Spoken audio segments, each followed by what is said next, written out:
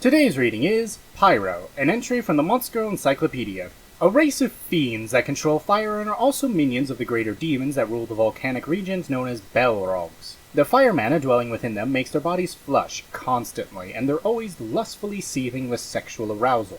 Since these hedonistic and uninhibited girls are eager to engage in lascivious behavior as soon as they spot human men, and will attempt to get their hands on them immediately. They stand out even among the Succubus family, which is full of lustful girls that are known for being highly aggressive towards men.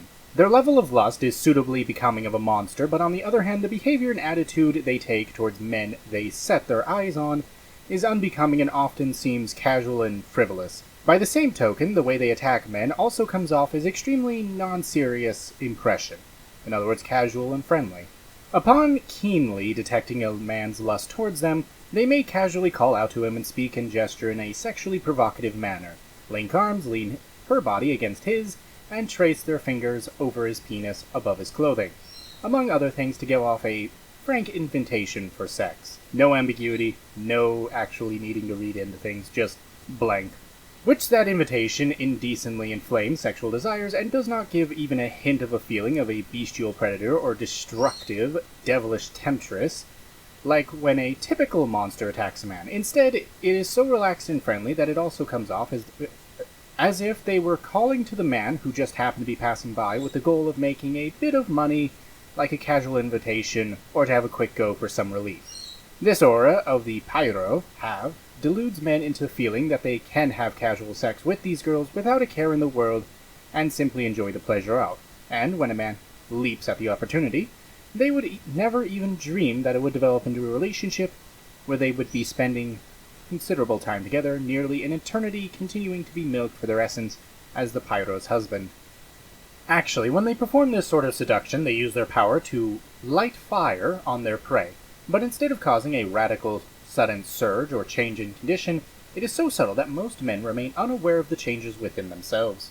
Once this fire is lit in their heart, the prey will feel sort of feverish and at the same time become more easily excited, getting fired up over the slightest of things. Also, his lust will swell more easily too, and he'll soon grow hot and bothered.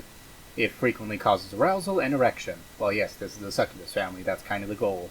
Causing an excuse for them to call out to their prey. Moreover, the presence of these monsters who give the impression they wouldn't mind being used to casually vent lust, when they appear before men in such a state, emboldens their prey and makes them feel uninhibited.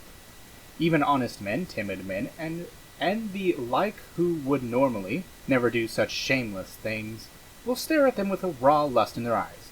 Gradually, crawl their hands towards their buttocks and invite them to an inn. It would be as if smoldering flames have suddenly flared up when they make advantages on them, thinking as long as it's her.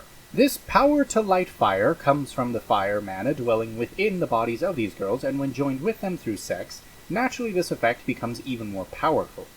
If a man has sex with a Pyrow even once, from then on the fire of passion will light up immediately from even the little slightest things that she does, such as a casual wink or a mere touch, and once the fire has been ignited, it will continue to burn lecherously forever. The fire will be quenched with her body, and her availability for casual leave will spur it on repeatedly, so that eventually the man becomes unable to live without sex with her.